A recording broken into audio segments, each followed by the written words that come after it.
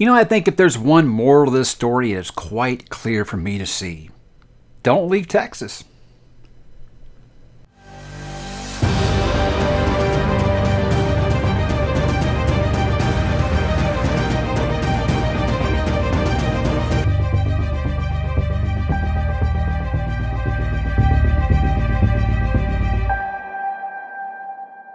Hey, what's up, bookworms and Texas Rangers? We are back on the channel to do a first this time. We're going to be talking about a Western. Yes, I never thought this would happen, but of course, it does kind of transcend that genre. Of course, I am talking about Lonesome Dove, guys, a legendary novel by Larry McMurtry, released in 1985 to critical acclaim, won the 1986 Pulitzer Prize for fiction. I don't think there's anything, guys, that I can say about this book that you haven't heard somebody already say, but I love this book so much, I've just got to talk about it. It's widely considered, guys, to be one of the greatest novels ever written, and I can see why now that I've read it. It was also adapted in 1989 to resounding success. We had 18 Emmy Award nominations, and I mentioned the miniseries because that's what kind of led me down this path here, is I never watched the miniseries when it was on TV. I missed night one. I was like 11, I think, when it came out. I wasn't really excited to watch it, but I was going to watch it, and I missed night one. I forgot about it.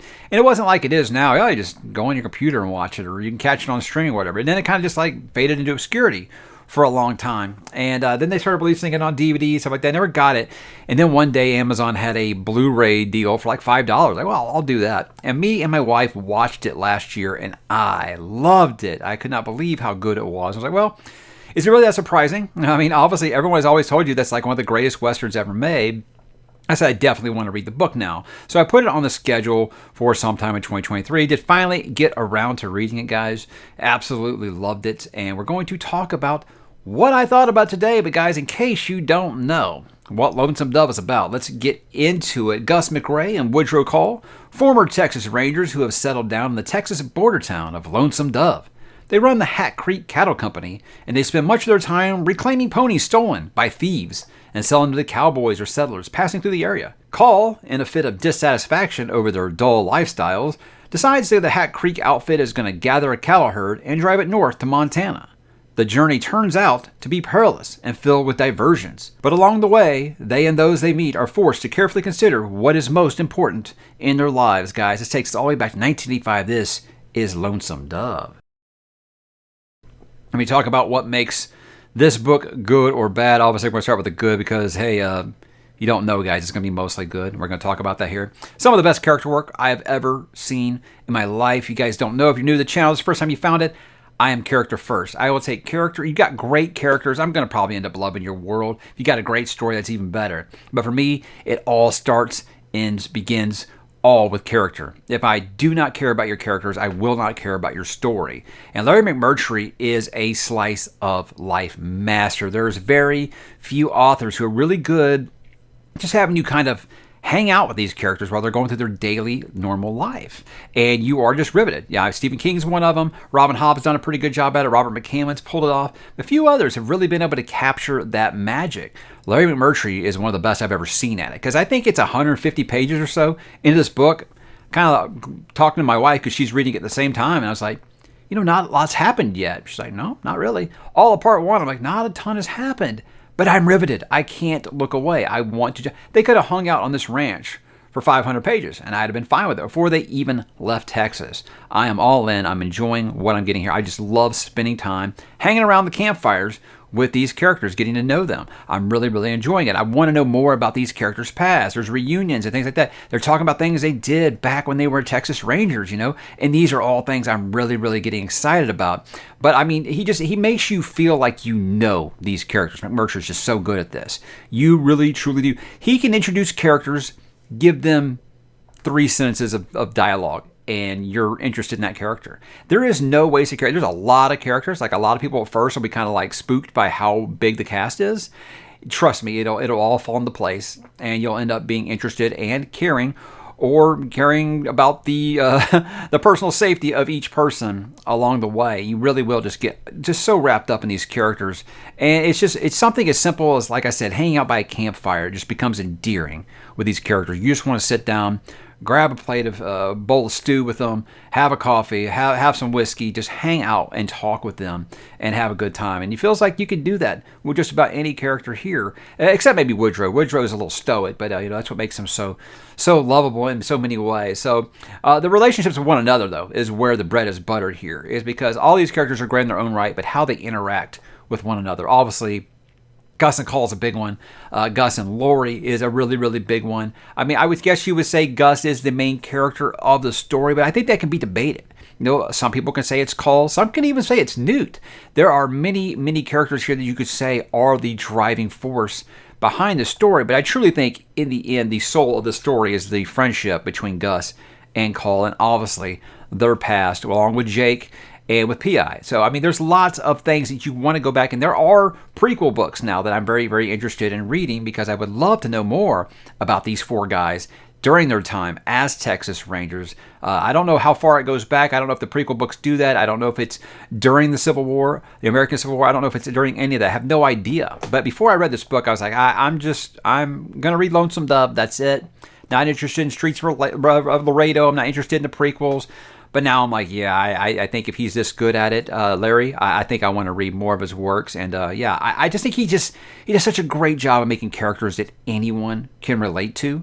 I think that you will all find someone in this book that you can kind of get on board with and say you see a little bit of yourself in them, or just someone you can say, I really like their story. I want to follow them on this journey, see how they begin and how they proceed and how they end this story.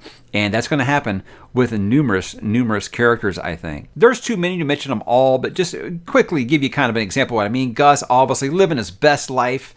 He just kind of wants to enjoy his golden years, living out his time, taking it easy, chilling on the porch, drinking out of his jug, playing cards. That's just kind of the lifestyle. He's fine with this lifestyle they've got going down in Lonesome Dove. Whereas Cole, he misses that exciting lifestyle of a Texas Ranger. Obviously hunting Comanches and things like that. Just action. He looks for thrills. He's very ambitious. He isn't the type to just be like, okay, well, I'm content now. I don't need to do anything else. He feels very... I think it's one of those things you kind of have to face, getting older and realizing, life's not always going to be the way it was when you were in your 20s. I think he's having a hard time dealing with that, and he's kind of bored of the monotony. He wants excitement again. He wants to see mountains again, Gandalf. He wants to adventure. Lori, she hasn't drawn the best hand in life, but she's always striving to get somewhere better. She's never content to just stay where she is. She's ambitious as can be. I think she's very headstrong for her position, and that's going to be an issue that's contested by several people because people have very, very varying opinions about Lori. I do think what she endures in this book to come out in the positive at the end, I think that's actually quite amazing journey for that character in the story, what she goes through. Newt gives me my favorite thing in any book, guys, a coming-of-age story. And this book is going to have that. You've got your two older characters, obviously, as your leads. But you got Newt, who some people can say is actually his story. And you get to follow him, from the time as a teenager through, I won't say how far it goes, but you get to follow him over the course of this book and see how he grows during this long drive from Texas to Montana. And, kind of that transition. What does coming of age dictate? The moment that you go from, adolescence to manhood. I think that's a great, great journey with Newt. And to love him to death, love Dietz. Dietz is just like that loyal companion, gets you out of scrapes time and time again. Jake, he's the one that's kind of still living that lifestyle. We've all got that friend that's in their 40s and they still want to act like, around you like they did. They still want you to be like you guys were when you were in your 20s. That's kind of like what he is still going through, making some bad decisions, can't quite stay out of trouble, but he has good intentions. I mostly believe July Johnson, small town sheriff, wants to do the right thing, but he's a little bit over his head once he leaves the city limits. Roscoe, his deputy, it's kind of like the lovable idiot, kind of makes me think of like Hodor from Song of Ice and Fire. If Hodor had more dialogue than just Hodor. He's, maybe a little simple, but, he's got the heart of gold to just lift mountains. He's just so good. Elmira, every book needs a character that you love to hate. And Elmira is definitely that character. I mean, I just wanted to throw the book across the room reading some of her chapters. But there's just so much, man. There's so many characters. I can't go to all of them here. P.I., Janie, Bigsway, Joe, Lippy, Pocampo is a great one. Dish, Blue Duck. There are so many characters in this story that deserve time to talk about them. And we'll be doing that in a video I do later after this. But no character in this is a throwaway. I mean, you either love them or love to hate all of them. And I think that's incredible that you can make a cast this big. There's never a character that you feel like just kind of a throwaway, or, you're on page 800 and you're like, who is this? You have no idea? No, it's not like that. You are going to know who all these characters are. He differentiates them all very, very well. And I think that you're going to have an opinion about them one way or the other. You're not indifferent to any character, and that's an amazing talent. And then you got the dialogue. Guys, the dialogue is God tier. I think every other page, while I was reading in Kindle, if I wasn't, because I don't mark in my books because I'm not a monster, but on my Kindle, I was highlighting quotes like every other page. It's just so many great quotes in this book. If I had actually made an introduction for this video, like a reading intro, it would have probably been 5 minutes long because I wouldn't have been able to cut down all those quotes. God, there's so many, guys. They are so good. There are so many in here that will just make you be like, oh my God, I love this character, or wow, what is wrong with you, or wow, that really makes you think. That's deep. You never really expect that in a book like this. But man, is he just a wordsmith with his dialogue. He's just so good, guys, so good. But I think the themes of this book really shine. The themes of friendship and honor. At what point does one interfere with the other? Do you eventually have that line that you can cross, where you got to choose between friendship and honor? Exploration and westward expansion. Obviously, there's a big one. I think it really does put an emphasis on how hard it was to stay alive in this time. That is the ultimate struggle in the 1870s. America westward expansion was just staying alive was quite the task. But it's just dark, guys. This book is so dark. That's why I think that people get misunderstood about this, because of what I'm talking about there with the westward expansion. It's bitter. It's realistic to the time period, and it's going to be a very grim book for a lot of people. The body count is high. It really is. And I know people think, oh, Western, it's all bang, bang, shootout. Of course people are going to die. A lot of the people in this book that die don't die from gunshots. That's what's amazing about it, guys. It's just because the land was not developed yet. It was not civilized, and it was not for humans to go long distances towards the west at that time period without being properly equipped.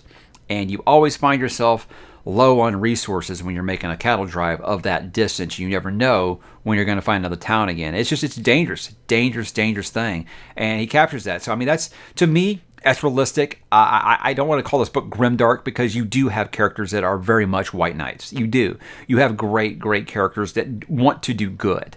So I can't call the book grimdark. I'm just saying it is a very grim book, because it is bleak and hopeless at times. But it has so much optimism in it as well, and hope, and good things that happen too. There's heroism in here. There is all kinds of things that shine a bright light in a very, very dark situation. And I think that's just because his characters are so wonderful. You want to journey with them, and you feel like, okay, if anyone can get through this, Gus and Call are going to get me there. Dietz is going to get me out of this. Things like that. Whereas any other book, you just be like, this is just so grim and depressing. I don't want to keep reading. But no, he's able to make you want to keep journeying with them even after the awful things happen. But guys, you're going to feel it. You're going to feel some cuts, and it's going to leave you with some scars. And if you can make it through this book with 2 dry eyes the entire time, you might be dead. So yeah, very definition, guys, of it's about the journey before destination. This book is really good. It's amazing, guys. But it's not perfect, right? No book is ever perfect. For me, it's about as perfect as it can get. When I talk about maybe the bad or the not so good, this isn't necessarily things that I found bad. I think that might be some things that make modern readers struggle a little bit. Obviously, guys, this takes place in the 1870s, so a lot of the themes and ideals are going to be hard for modern eyes to accept and read and understand that that's just the way that things were in 1870 America. It's going to be very, very different, obviously, than today. Women are looked down upon. They're abused. They are used. They are not treated with respect. And that's going to be tough for some people to understand.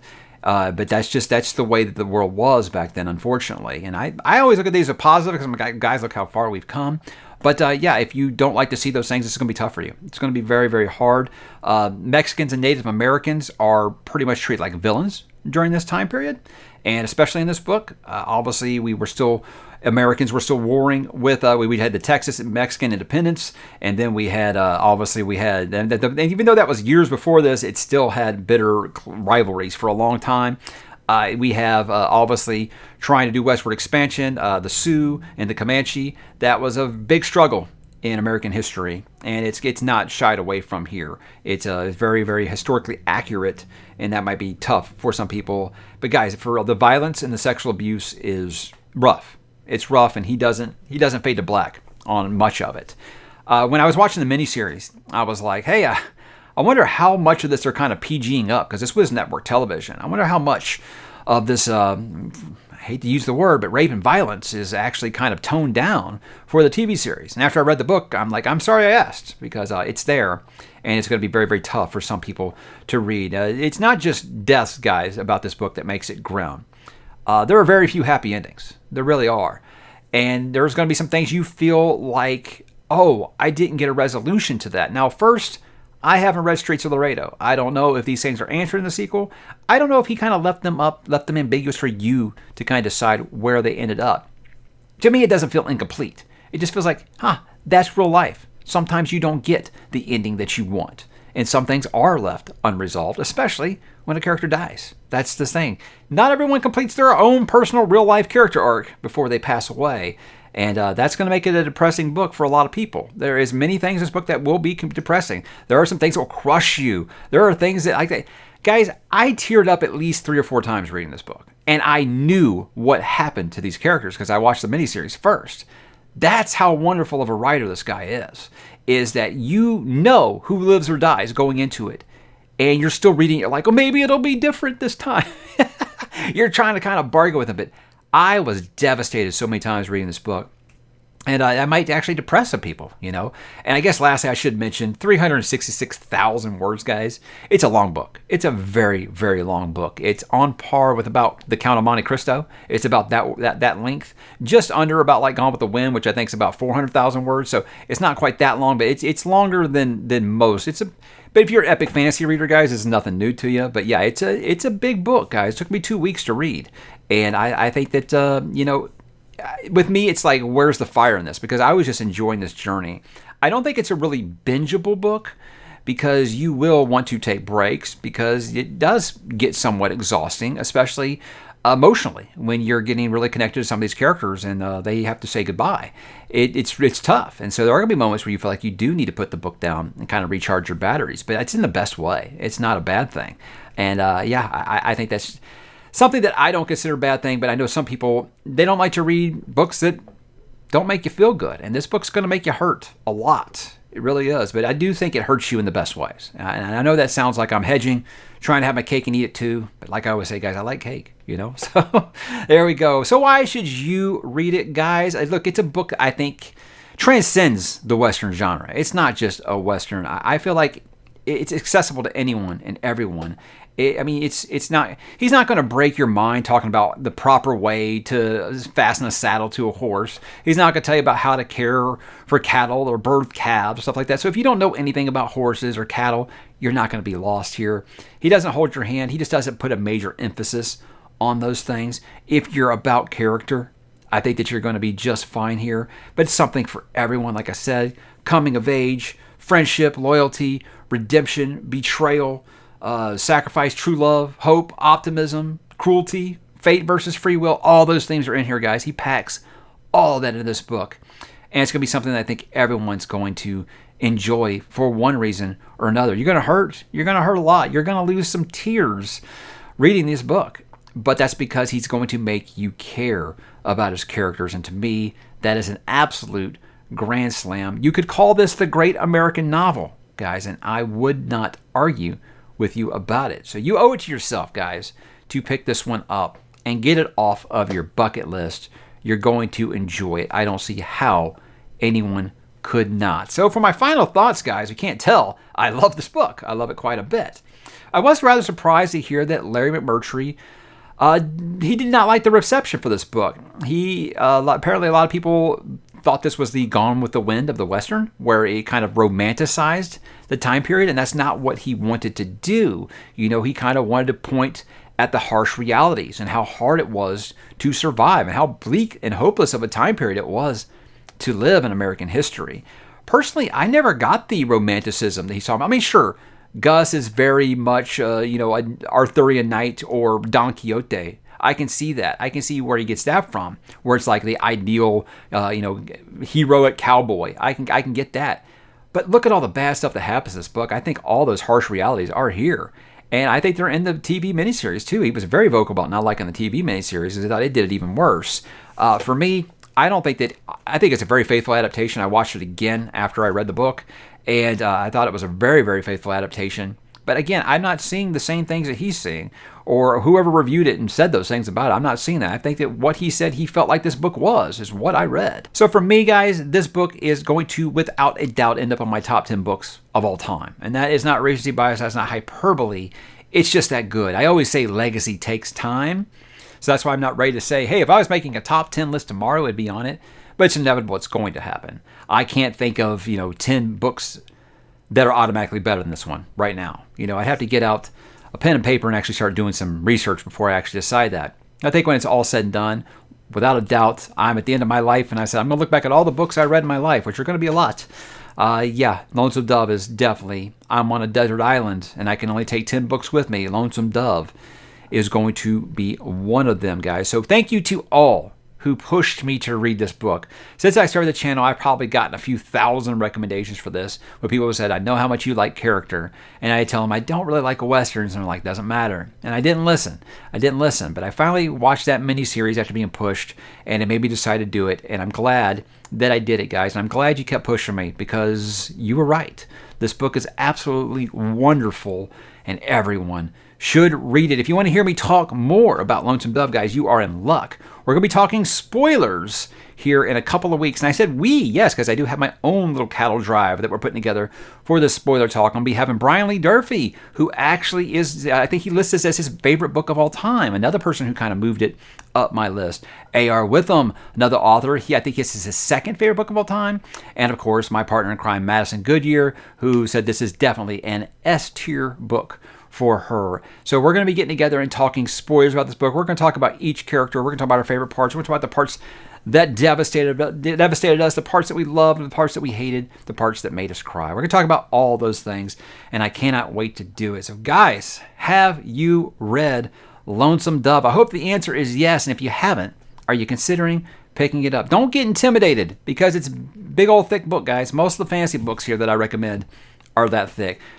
Storm of Swords is a bigger book than this, guys. So, I mean, if you watch this channel, you've probably read epic fantasy before. So, epic fantasy readers, I don't feel like you'll be scared off by that. And realize, guys, it's not a race. It's not a race. Take your time. Enjoy this book. I think you're going to love it. So, drop in the comments, guys. Let me know. Have you read Lonesome Dove? Are you planning to? Do you want to? Did you love it as much as me? And hey, did it not click for you? That's always possible, and it's allowed to be discussed here. So I hope you'll drop in the comments, guys, and let me know what you think about Lonesome Dove, and I will talk to you there.